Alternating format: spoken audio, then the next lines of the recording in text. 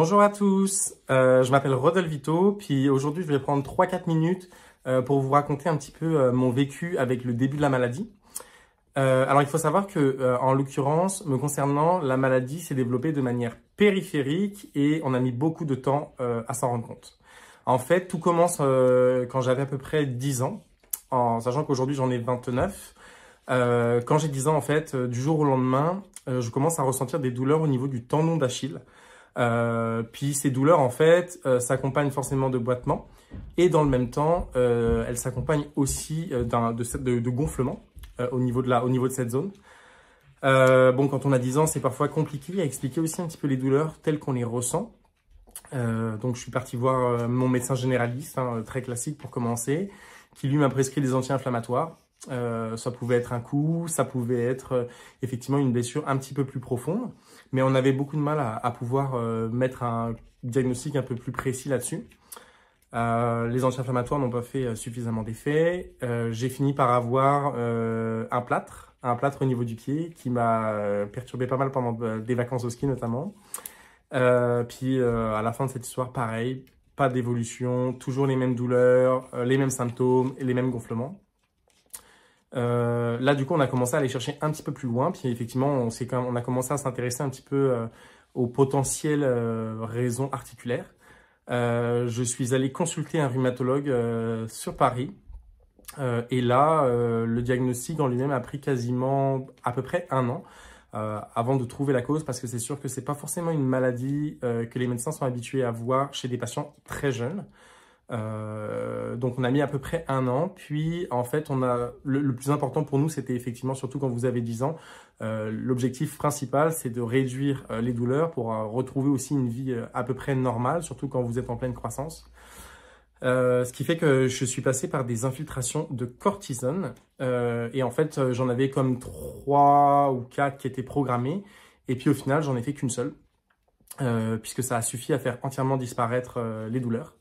Par la suite, en fait, les signes de la maladie ont disparu pendant quasiment 15 ans, jusque 2020. Et en 2020, en fait, les douleurs ont commencé à réapparaître, mais au niveau des orteils. Sauf que c'est sûr que quand la maladie est en quelque sorte silencieuse pendant autant de temps, vous ne pensez pas que ça peut être ça.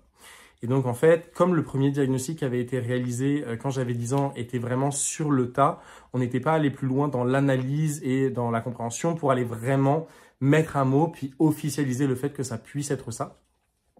Donc, en 2020, je suis retourné voir un rhumato pour pouvoir essayer de voir si, en fait, d'où pouvait venir la cause, etc. Puis lui m'a fait faire ce test, le fameux test HLA-B27. Qui lui s'est avéré positif, et donc on a officiellement pu mettre un terme sur la maladie. Puis à partir du moment, en fait, je dirais que c'est très compliqué d'appréhender quand vous avez simplement des symptômes, puis que on n'essaye pas forcément de vous comprendre, puis d'aller chercher un petit peu plus loin.